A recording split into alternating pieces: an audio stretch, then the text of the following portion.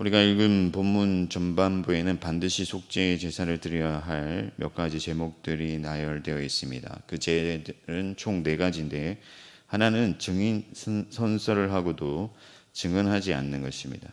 그 사람은 하나님 앞에 허물이 있게 되고 그 죄에 대한 책임을 져야 됩니다. 나머지 3가지는 부지 중에 깨닫지 못하는 중에 행한 것들인데, 하나는 부정한 동물에 의해 자기 몸이 부정해진 것과 다른 하나는 다른 사람의 부정에 닿아서 자기가 부정하게 된 경우입니다.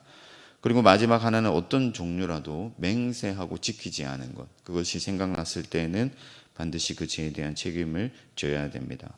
이러한 조항들을 통해서 하나님이 우리에게 요구하시는 것은 무엇인가? 여러 가지 경우를 생각해 볼 수 있겠지만 사소한 죄라도 그것을 방치하지 않아야 된다. 하나님께서는 우리가 죄에 대해서 무감각해지기를 원하지 않으십니다. 물론 강박적으로 살아갈 필요는 없지만은 정결하고자 하는 그 갈망을 잊어서는 안 된다 하는 것이죠. 그런데도 그보다도 더 근본적인 하나님의 목표가 있습니다. 그게 뭐냐면은 동료 인간에 대한 책임이에요. 하나님은 이스라엘의 하나님이시죠. 한 개인의 하나님을 넘어서 공동체의 하나님이라는 의미입니다. 하나님께서 언약하실 때 이스라엘 총회, 그러니까 모든 백성 앞에서 언약을 하시죠. 하나님은 이스라엘 공동체 가운데 함께 하시기 위하여 율법을 주시고 성막을 짓게 하셨습니다. 그 율법의 핵심이 뭐냐면은 하나님을 사랑하는 것과 이웃을 사랑하는 거예요. 그러니까 공동체 속에서 서로를 사랑하는 것입니다. 하나님은 이스라엘이 서로 사랑하면서 서로에 대한 책임을 지기를 원하셨어요. 왜냐하면 하나님이 삼위일체로 계시고 하나님의 나라는 여럿이 다수가 하나가 되는 나라이기 때문에 그렇습니다. 그러니까 여러 사람이 있는데 하나로 존재하는 것, 부부가 남자와 여자가 둘이 한 몸을 이루는 것 같이 그렇게 한 공동체를 이루는 것이 하나님의 나라요, 하나님의 속성이기 때문에 그렇습니다. 그래서 이스라엘 사람들은 공동체를 위해서라도 자기 몸을 정결하게 하고 부정하게 되었을 때는 반드시 속죄의 제사를 드려서 자기를 정결케 해야 됩니다. 부정한 동물의 몸이 닿았으면 그 부정함을 씻어야 되고, 비록 부지 중에 닿았고 의도하지 않았다고 할지라도 그것을 깨달았을 때에는 스스로 씻음으로써 자신과 자신으로 인한 죄에 오염될 위험이 있는 공동체를 보호해야 되는 것이죠. 예수님께서는요, 누룩이 피면 이내 온 덩어리에 퍼진다고 말씀하셨습니다. 여러분, 우리가 코로나 팬데믹을 지나가지 않습니까? 초기에는 아무 증상도 없는데 2주씩 그렇게 격리를 했었어요. 굉장히 힘든 시절이죠. 저도 2번이나 2주간 격리를 했습니다. 요즘은 그렇진 않고 7일 정도 이렇게 격리를 하는 것 같은데, 그 효과를 인정하고 인정하지 않고 떠나서 이 팬데믹의 매뉴얼이라고 할 수가 있죠. 우리가 우리 사회를 지켜가는 방식입니다. 마찬가지로 죄는 오염성을 가지고 있어요. 그러니까 전염성을 가지고 있습니다. 예수님은 형제가 죄를 범하였을 때 반드시 그에게 그 죄를 알려줘야 되고 회개의 기회를 줘야 된다고 말씀합니다. 그래서 두세 사람이 갔는데도 말을 듣지 아니하면 교회가 가고, 교회가 하는데도 말을 듣지 아니하면, 교회가 공적으로 말씀하는데도 듣지 아니하면 이방인처럼 여겨야 된다. 그를 교회에서 쫓아내야 된다고 말씀하고 있습니다. 바울도 고린도 교회에 편지하면서 아버지 아내를 취한 정말 음탕한 그 사람을 교회에서 쫓아내지 아니한 것에 대해서 강하게 책망하고 있습니다. 여러분, 한국 교회가 약화된 이유 중에 하나가 어쩌면 권징이 약화되었기 때문일 수 있다 하는 거예요. 제가 예전에 책에서 읽은 얘기인데 한국 교회 초기에 있었던 일이에요. 어떤 목사님이 그때 당시에는 동네에 가난한 사람들이 많으니까 미군의 어떤 구호품이 그 교회로 와서 교회에서 가난한 사람들에게 나눠주는데, 이 미군의 구호품이 주일 새벽에 도착한 거예요. 그래서 목사님이 그 사람들을 돕기 위해서 주일 새벽에 일어나가지고 그 짐을 같이 내린 거죠. 그런데 생각해 보니까 이 목사님 생각해 보니까 자기가 주일을 범했단 말이죠. 안식일에 노동하지 말아야 되는데 우리 고신 선배들이 예전에는 그런 사상을 가지고 있었지 않습니까? 물론 좀 무지에서 비롯된 생각일 수도 있지만 한 가지 칭찬해 드리고 싶은 것은 뭐냐면은 이 목사님이 권징을 자처했다 하는 거예요. 스스로 권징받기를 원했다 하는 거예요. 왜 그러냐면 만약 자기가 주일을 범했음에도 자기를 그냥 두면은 이제 앞으로 자기 성도들이 온 성도들이 주일을 양심 없이 범하지 않겠는가. 그래서 스스로 권징을 자처했다 하는 거예요. 공동체를 얼마나 사랑하고 있는지를 우리가 알 수가 있습니다. 여러분 요즘 시대에 이런 목사가 있겠습니까? 교회를 사랑하여서 자기의 조그만 흠이라도 권징받기를 요청하는 그런 일들은 오늘날 한국교회에서는 요원한 일이 되어버렸어요. 오히려 그 반대 사람들이 넘쳐나죠. 조금이라도 자신의 잘못을 얘기하면 견디지 못합니다. 바로 화를 냅니다. 그리고 어쨌든 자기 잘못을 인정하고 고치기보다는 상대방을 적으로 간주하고 그때부터 그 사람을 공격하기 시작합니다. 물론 잘못을 지적하는 사람들의 마음과 태도도 문제예요. 그 사람을 정말 사랑해서 지적하기보다는 자기 교만과 정죄하는 마음이 더 큰 경우가 많습니다. 아무튼 중요한 것은 우리가 교회를 사랑하는 마음입니다. 공동체를 사랑한다면은 우리는 우리 스스로를 돌아볼 필요가 있습니다. 공동체를 사랑하면 좀 양보할 수 있습니다. 공동체를 사랑하면 내 허물이 발견될 때 그것을 고치기 위해서 애를 쓰게 되는 것이죠. 여러분 바울이 이 고기 먹는 문제로 교회가 갈등하니까 내가 교회에 덕을 세울 수 있다면 나는 일평생 고기를 먹지 않겠다. 그렇게 말을 했어요. 그래서 우리가 교회를 사랑하기 때문에 나의 허물로 인하여 혹 시험 드는 이가 없겠는지 서로를 돌아보며 범사에 주의해야 될 줄 믿습니다. 동료 인간에 대한 책임은 이 진실한 관계로 인해서 더욱 강조되고 있는데 증언하기로, 그러니까 증인의 선서를 하고도 증언하지 않는 것과 맹세를 지키지 않는 것 등입니다. 이것은 10계명 중에 9계명과 연결되어 있는데 하나님은 이웃에 대해 거짓 증언하지 말라고 말씀하셨습니다. 이 10계명은 사실 하나님을 섬기는 계명인데 어째서 이웃에 대한 명령이 나오는가? 1에서 4계명까지는 우리가 하나님에 대한 계명을 어떻게든 이해를 할 수 있지만 5계명부터는 명백하게 이웃에 대한 계명이죠. 이것을 이해하기 위해서는 우리가 하나님의 법의 근본을 이해해야 되는데 10계명의 근본은 하나님을 하나님으로 인정하기를 요구하는 거예요. 율법이 요구하는 것은 하나님을 하나님으로 인정하는 것이다. 만약 우리가 우리 이웃에 대해서 말로써 진실하다면은 우리는 하나님께서 그 말을 다 듣고 계시다는 것을 인정하는 거예요. 여러분 부지중에 맹세했잖아요. 아무도 못 들었을 수도 있고 그것을 누구나 문제 삼지 않으면 그냥 넘어갈 수 있는 문제입니다. 그러나 그것에 대해서 책임감을 느끼고 그것에 대해서 속죄제를 드린다는 것은 하나님이 나의 말을 듣고 계시다는 것을 인정하는 것이죠. 또한 하나님께서 진실하신 분이신 것을 인정하는 거예요. 하나님은 진실하시기 때문에 진실하지 않는 것을 죄 없다 하지 않으시죠. 무엇보다 하나님께서는 우리가 우리 이웃의 인격과 삶을 존중하기를 원하십니다. 타인의 명예를 증진시키기를 원하세요. 왜 그러냐면은 그 인격, 그 개성을 지으신 분도 하나님이시고 그들의 삶을 그려나가시는 섭리하시는 분도 하나님이시기 때문에 우리가 이웃의 손해가 갈 것을 알고도 이웃의 명예가 실추될 것을 알고도 그 정언으로 그 사람의 명예를 변호해 주지 않는다면 우리는 하나님의 섭리를 인정치 아니하는 하나님의 섭리를 해방하는 죄를 지을 수가 있습니다. 여러분 우리가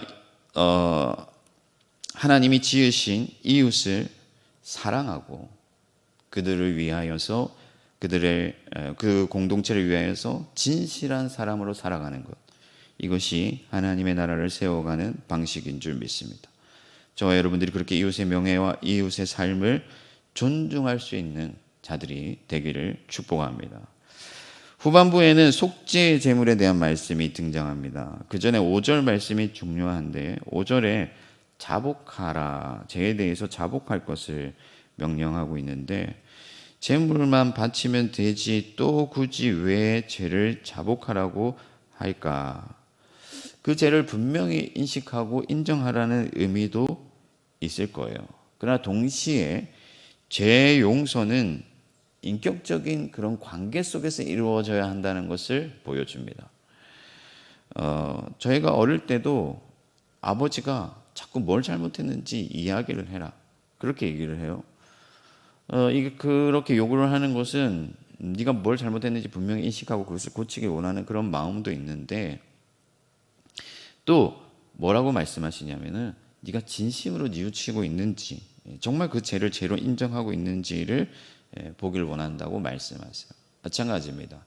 하나님께서도 죄 용서하실 때 이것을 기계적으로 하지 않았어요. 우리가 정말 그 죄를 진심으로 하나님 앞에 회개하고 있는지를 보시는 거죠. 중국의 어느 이 탄광촌에서 학생들에게 아버지들이 얼마나 힘들게 일하는지를 영상으로 만들어 가지고 그것을 편집해서 학생들에게 보여줬다고요.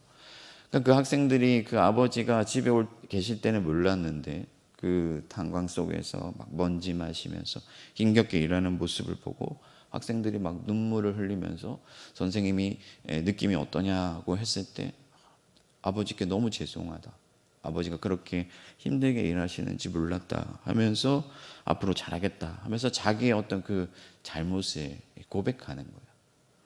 인격적인 어떤 고백이죠. 용서하지 않을 아버지가 없습니다.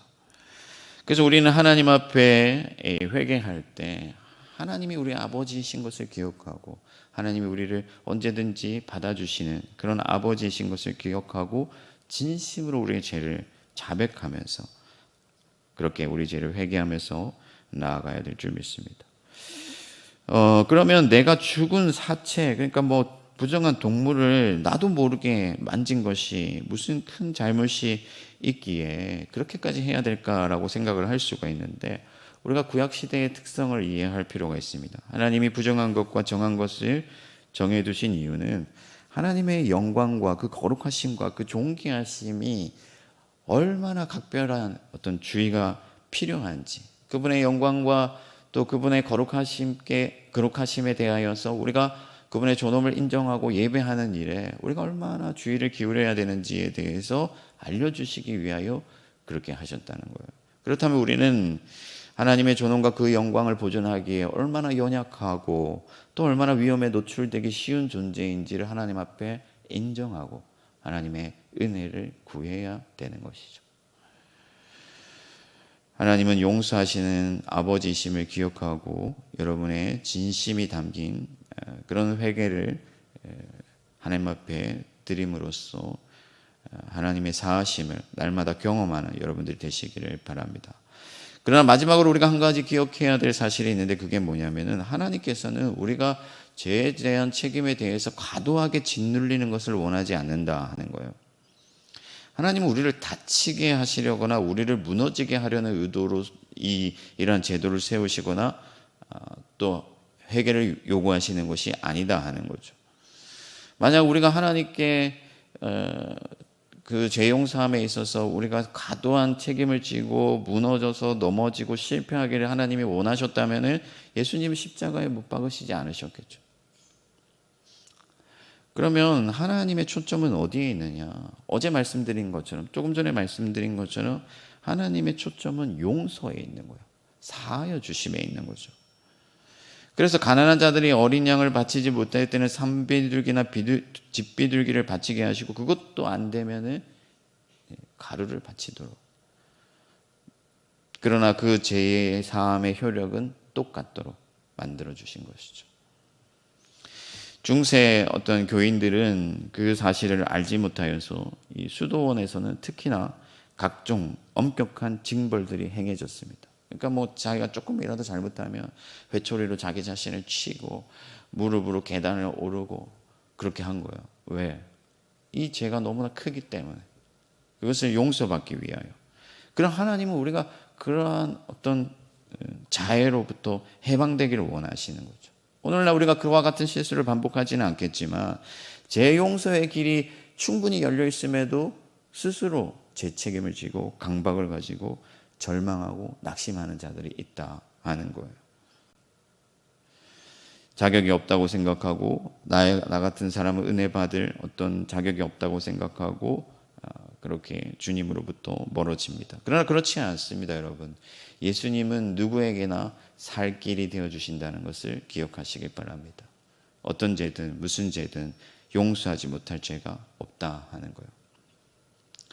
그러므로 여러분, 제 책임에 대해서 과도한 책임감에 짓눌러 공고해진다면 하나님 아버지께 나아가 잠시 쉬어가시길 바랍니다. 아버지 앞에 나아가서 그분의 사랑을 경험하십시오. 하나님은 긍휼이 많으신 하나님이세요. 진심으로 회개하고 뉘우치고 아버지 이제 정말 잘하겠습니다 고백해 보십시오. 그럼 하나님이 여러분들을 안아주실 거예요. 뿐만 아니라 예수 그리스도는 여러분들의 살 길이 되어주시기 때문에 여러분들에게 지혜를 주실 거예요. 이 죄 가운데에서 내가 어떻게 벗어날 수 있는지, 또 내가 어떻게 하나님이 원하시는 기뻐하시는 그 성숙한 모습으로 나아갈 수 있는지 주님 앞에 나아가 간구한다면 주님께서 길을 내시고 여러분들을 정결하게 하시고 새롭게 하여 주실 줄 믿습니다. 말씀을 정리하겠습니다. 여러분, 하나님은 공동체를 해하게 될 그 죄를 간과하는 것을 원하지 않으세요. 어떠한 사소한 죄라 할지라도 하나님께서는 우리가 오히려 정결케 되고 성숙함으로써 교회와 공동체를 보호하길 원하시고 우리가 서로의 인격과 삶을 존중하기를 원하십니다. 그러나 주님은 우리를 긍휼히 여기사 우리가 과도한 죄의 책임에 짓눌리는 것을 원하지 않으시고 우리를 돕기를 원하시고 우리를 회복시키길 원하시고 우리를 새롭게 하길 원하신다 하는 거예요. 그 긍휼 많으신 하나님을 잊지 않고 아버지께 도움을 요청하는 마음으로 오늘도 기도하며 주님의 사랑을 구하며 나아가는 저와 여러분들이 되기를 주님의 이름으로 축원합니다. 하늘에 계신 우리 아버지, 아버지의 이름을 거룩하게 하시며 아버지의 나라가 오게 하시며 아버지의 뜻이 하늘에서와 같이 땅에서도 이루어지게 하소서. 오늘 우리에게 일용할 양식을 주시고 우리가 우리에게 잘못한 사람을 용서하여 준 것 같이 우리 죄를 용서하여 주시고 우리를 시험에 빠지지 않게 하시고 악에서 구하소서. 나라와 권능과 영광이 영원히 아버지의 것입니다. 아멘.